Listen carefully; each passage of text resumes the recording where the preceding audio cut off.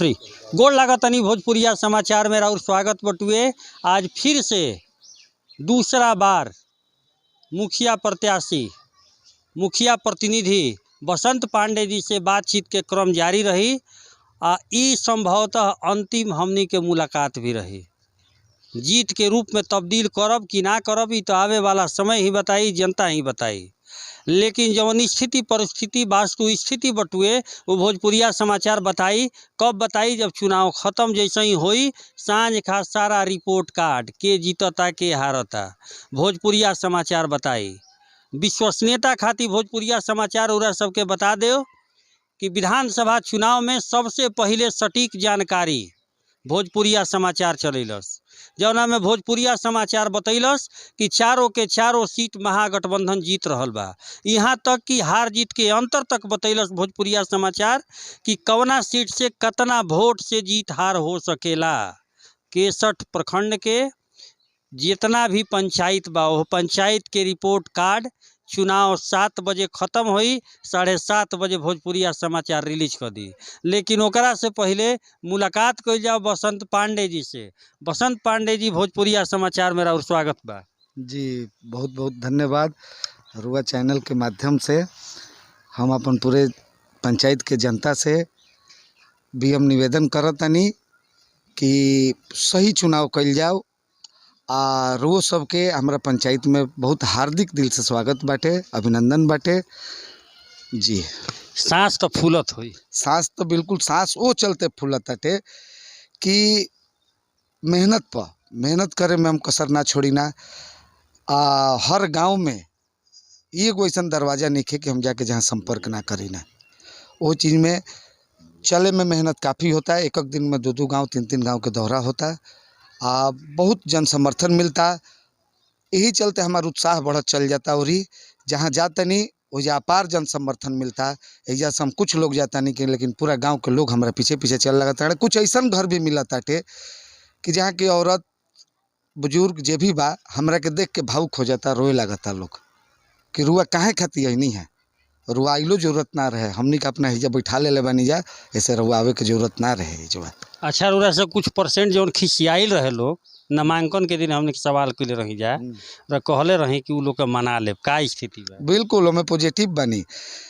जहाँ तक खिसियाइल केहू ना रहे, खाली उन लोग के बीच में गलतफहमी फैलावल गई रहे। वहाँ सबके बीच में हमरा प्रति प्रतिद्वंदी द्वारा गलतफहमी फैलावल गई रहे कि मुखिया ऐसे कैले बाणे, मुखिया वैसे कैले बाणे। लेकिन हम जाके वहाँ सबके संतुष्ट कैनी और वहाँ सब बिल्कुल ये चीज़ खातिर हमरा के आभार व्यक्त कैनी। कहनी कि ना हम अंधेरे में रह जाती अगर वह ना कहती था। ऐसे खिसिया के वो हमारे कड़ी और बढ़त चल जाता, जुड़त चल जाता जी।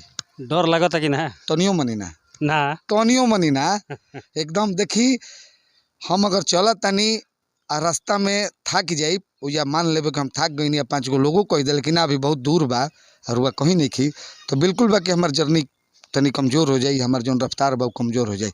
लेकिन दिन प्रतिदिन हमार रफ्तार और बढ़त चल जाता। इतना हमारा लोग के आशीर्वाद मिला था, जन समर्थन मिला ताटे कि उन्हें कि हम जिंदगी में ना भुलाई। दाढ़ी रख रहे बनी वो नवरात्र रहे छूट गई। अब काल बनी अतवार है, शनिचर तनी हमने के हिंदू धर्म में परंपरा बाटे कि शनिवार के दिन दाढ़ी ना बनावे के चाहे। समय नहीं के मिल पावत दाढ़ी बनावे के। कल दशहरा रहे, सब कुछ से मिलत जुलत, आज शनिचरे हो गई। दवाई ढेर बा। हाँ बिल्कुल, उनमें कोनो कसर नहीं है एकदम ना। अच्छा एगो चीज़ बताई कि पिछला बार भी रौरा मिलल रहे मोती के माला, अब फिर मिल गई मोती के माला। देखी ऊपर वाला बाणे, जनता बाणे, हमारा जो रहे सबके हमारा समझावे में भी कोनो समय माने अथी नहीं के, समस्या नहीं के। हमारा जाए से जैसे हम जाता नहीं, जहाँ हमार बैलेट जहाँ हमार पम्पलेट नहीं के पहुँचल रहत उजा जाता नहीं पहले तो अरे अब जानकारी बा रुआ बताई मत उहे बा पूरन के। हमारा बहुत लोग कहता है। हाँ हमारा ये चीज़ के सहूलियत मिलता।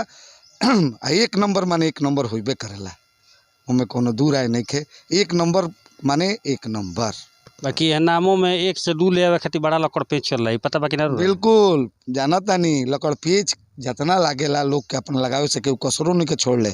हमरा यहाँ तो हम जौना गांव में जाते नहीं जहाँ प्रतिनिधि लोग प्रतिद्वंदी लोग बा लोग, वजह हमारे 29 पेज के व्हाट्सअप पर फेसबुक पर चलावल जात रहे कि हई चीज़ रुआ सब के तो जानकारी हुई कि 2-3 साल से एगो जीपीडीपी योजना आइल बाटे हाँ। कि जौन में प्लान लेवे के बाटे और ओकरा अनुसार काम करवावे के बा। तो जे भी हम तो गांव में जातनी तो हम कहतनी कि जे भी हमार प्रचार प्रसार करता वो हमार दुश्मन नहीं कि वो हमार हितैषी बा, हमार शुभचिंतक बा। उनकर आभार व्यक्त करते निरुआ चैनल के माध्यम से कम जनता जौन कहलस हे कान से सुननी हे कान से निकाल ना देनी हम ओकरा के हम कागज पे ले आइल बनी। सरकार जब पैसा दी 2 साल कोरोना से आदमी झेलल, पूरा विश्वव्यापी तो महामारी रहे, लेकिन ये चीज़ ना भइल कि केहू कहलस तो हे कान से सुननी है कान से निकाल देनी ओकरा के नहीं। वो तो अगला हमार प्रचार प्रसार करताने, वो तो हमार प्रचार प्रसार यहाँ तक कि हम गई एगो अपना पंचायते में गाँव में ओजा इवेन बहुत गलत फहमी रहे, लोग में देखावल जाते रहे, रात भर घूम के पर्चा टॉर्च बार बार देखावल जाते रहे। अच्छा। हाँ कहीं देखी हई हो गई 8 लाख में निकाल ले, हई पोखरा में 3 लाख निकाल ले, हई गाढ़ा स्कूल के बाउंड्री करे ओमले निकाल ले। हम यहाँ तक के वादा करके जनता से आइल बानी कि जितना 29 पेज के योजना बाटे ओकरा में कम से कम 300 योजना बा, हर वार्ड से लिहल गई बा, पंचायत के हर वार्ड से लिहल गई बा। वो चीज़ में हम कहनी कि हाथना निकाल ले छोड़ी, वो तो कम से कम 4 करोड़ 5 करोड़ के योजना बा, अनुमानित लागत एगो दिहल गई बा। ओकरा में कौनो योजना एगो सिंगल उठा ली, कौनो योजना में 10 रुपया भी निकासी भइलो, लाख तो दूर के बात बा। खाली बनल बटुए ना एस्टीमेट बिल एस्टीमेटो नहीं के बनल। वो जीपीडीपी एगो योजना हटे, ओकरा के सरकार के एथी बाटे की योजना रुआ ले ली, ग्राम पंचायत डेवलपमेंट प्लान। जी ग्राम पंचायत डेवलपमेंट प्लान हटे, ओकरा के रुआ ले ली कि वो अनुसार से अनुमानित राशि जौन बनता, एक्यूरेट राशियों नहीं के बनल, अनुमानित राशि जौन ओकरा में भइल बाटे कि अगर दिहल गई गाँव में हई मान ली कोनो बाटे दीवाले बाउंड्री करे के बा, ओमे अगर दिहल गई बाटे कि अनुमानित राशि एगो कि 3 लाख लागी, ओमे 275 लाख सकेला, 103 लाख सकेला, एगो अनुमानित रहे। तो हवा फैला दिहल बा कि कुल उठा लो। हाँ सब उठा लेनी, कुल माल टान हम कह देनी यहाँ तक कोई जाके लोग से कि अगर एमएलए 10 रुपया भी निकासी भइल होखे अभिभावक गार्जियन, तो हम 23 तारीख के शाम तक के रुआ सब के समय देता नहीं। चुनाव 24 के बाद 23 के अगर रुआ 5 बजे तक का विभागीय चीज़ भाई छुपल नहीं खाज के जुग बा, नेटवर्किंग जुग बा, सब ऑफिस बाटे सब कुछ बाटे, शाम तक 5 बजे तक भी रुआ सब अगर बता देनी कि मैं 10 रुपये निकल होके तो हम राती का घूम कह देव कि हम चुनाव नहीं लड़त। 23 के शाम में हम कह देव कि हम चुनाव नहीं लड़त।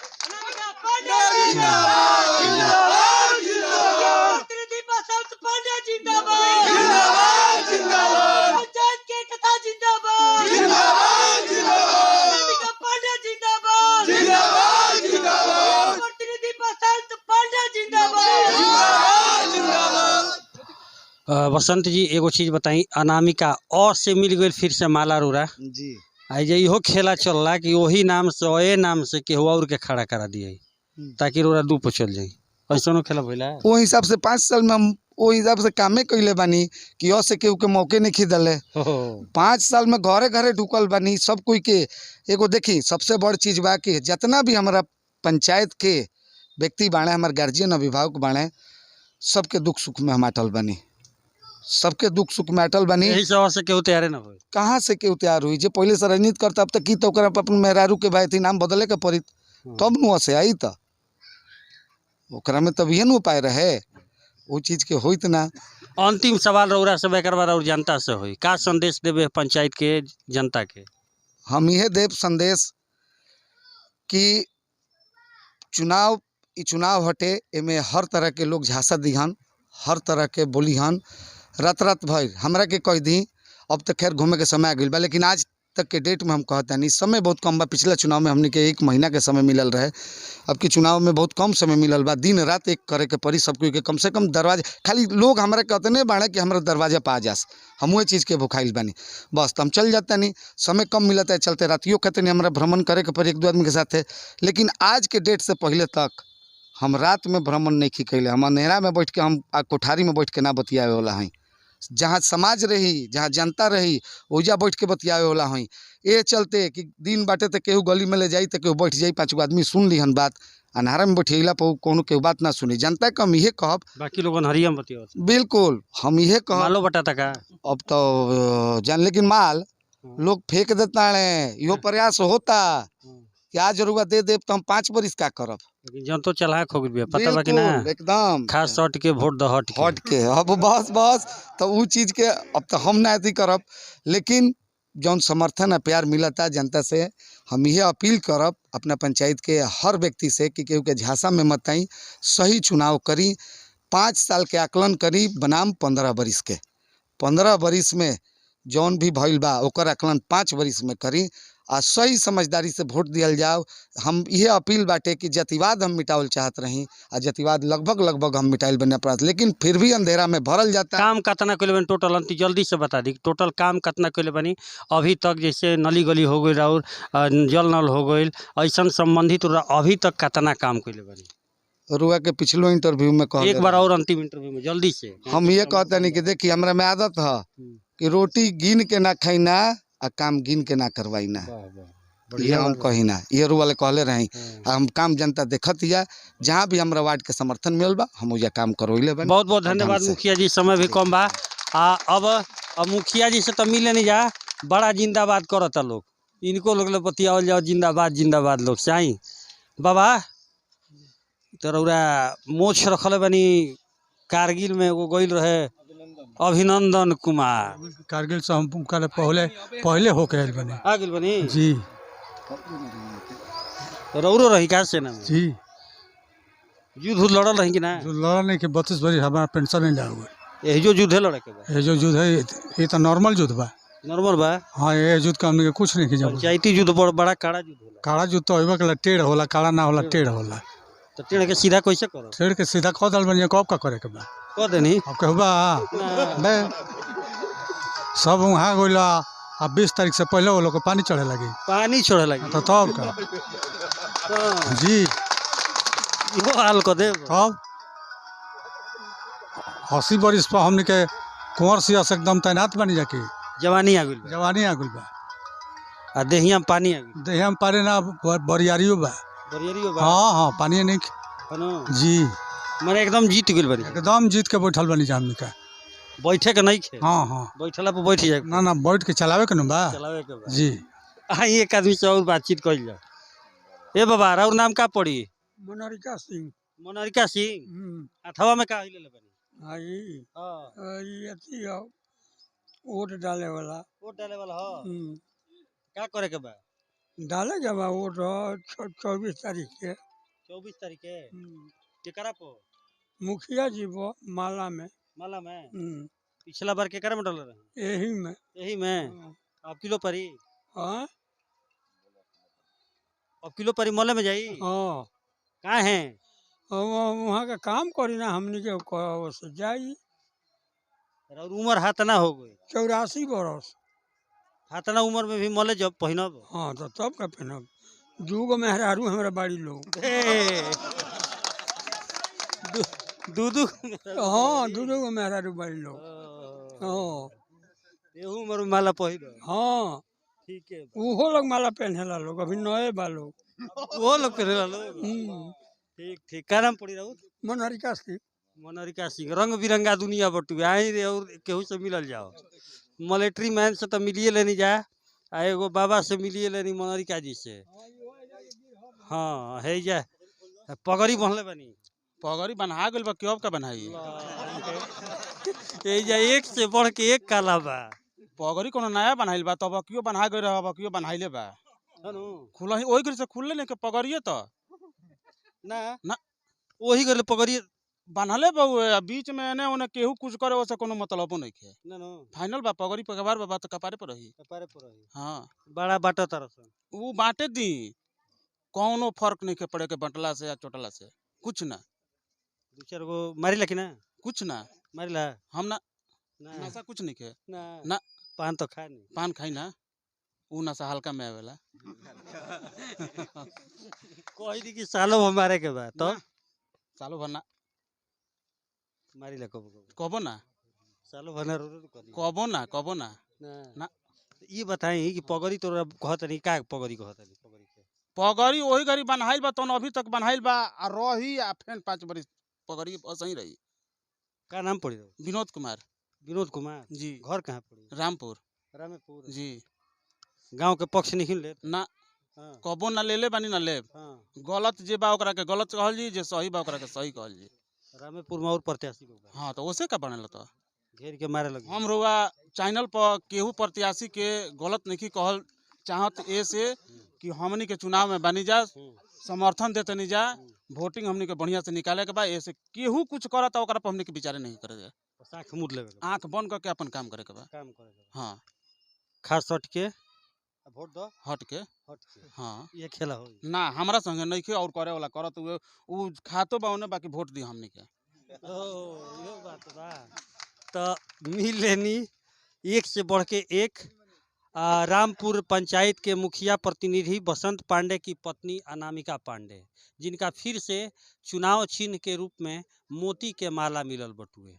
यह मोती के माला के कतना सजा के रखतानी ई तो भोजपुरिया समाचार उरा सबके बताइए दी, लेकिन एगो हमनी के फैन दिल्ली के बानी, यहाँ के दिल्ली रहिला। ई बताई कि रोरा कहाँ रहिला? हम दिल्ली रहे भाई। तो रोरा नाम लेनी है भोजपुरिया समाचार।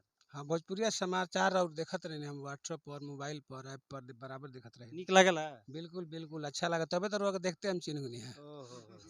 चिन्ह गुनी है ना। हाँ, समाज के उत्थान करे में रोए सबे के हाथ बा।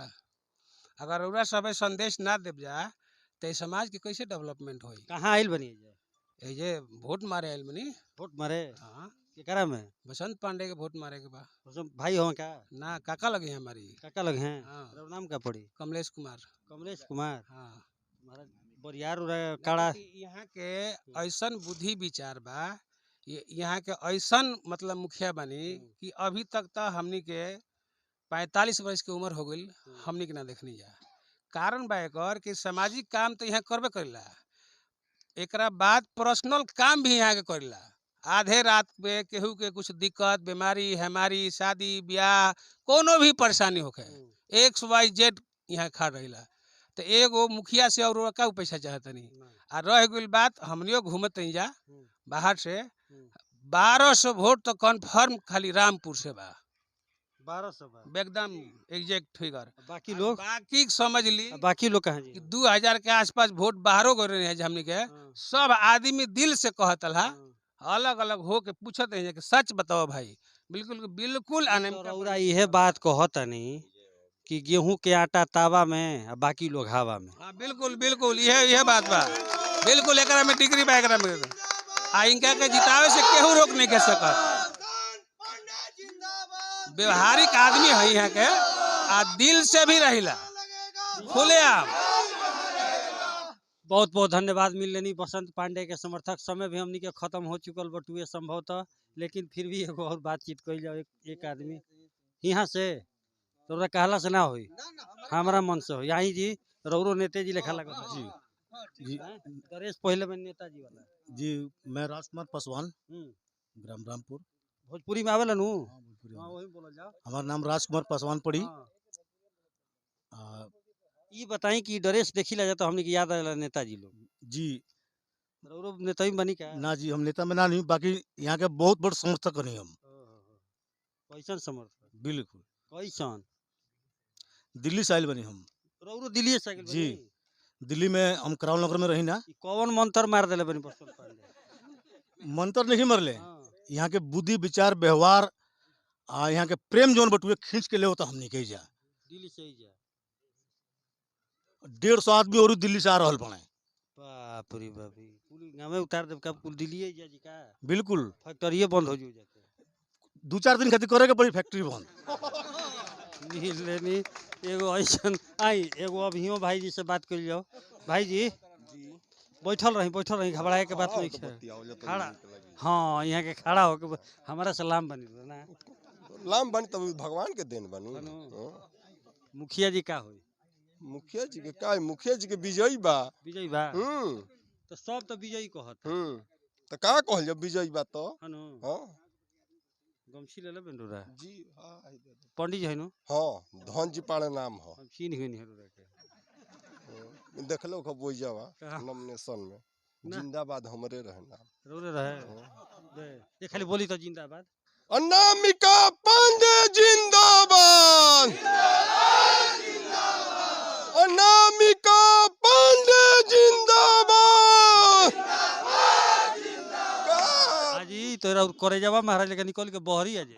हैं बहरी आ बहरी कैसे आजी महाराज लेके खाइल दहिया नु। हां हाँ खाइल दहिया हो अब वही पूछे कि दहिया पर 60 किलो का बोरा ले जाके खेत पर बिक आइला। देसी खाइला कि विदेशी? विदेशी विदेशी और ना खाइला हम हाँ। विदेशी दिल्ली रहतनी तब खैले रहे। अब देसी चलत। हाँ 18 साल से गाँव में। मिल लेनी एक से एक बढ़ के एक समर्थक है। देखी एगो एगो बाबा चलल बानी। आई बाबा राउर लाठी से लेके आवत इन्होंने से। हाँ तो लाठी लेके चलबे करीला। हाँ बिना लाठी के ना फरियाला ना। कते ना फरियाइबे ना करे। फरियाबे ना करे। लाठी के जुगे बा। बाप रे नाम बाप। है रामाशंकर यादव। लाठिए के जुग बा। तब आ नाम? रामाशंकर यादव। हाँ यादव आषाढ़ के कदे भादो करे कहला जान। और सब बढ़िया बा। ठीक बा। हमरे बने जा भाई जी के चक्कर में इनके चक्कर में रिया। एकदम घर कहाँ पड़ी? यही जे यही जे हाँ, पूल गौवा घेर देव जकारू है। एकदम बाकी लोग कहाँ गए? बाकी लोग अपना गाँव में जास लो। हमारे गाँव छोड़ो लो रौरो गांव के तो बने। ना। तो हमारे गाँव के आदमी हमारे गाँव में रही ना। ओ ई बात रोरा गांव के रोरा गांव है। हाँ ये रही गांव हो तो गढ़ हो। गाँव हो तो गढ़ हो। गढ़ बनाइले रहे के बा। एकदम एकदम एकदम। अब मत ही कहीं एक से बढ़ के एक एजा खेला बा। अब पब्लिक लोग के रेला बा। अब समय बताई कि केकर का होई। भोजपुरिया समाचार से चंद्रशेखर सिंह की रिपोर्ट। धन्यवाद।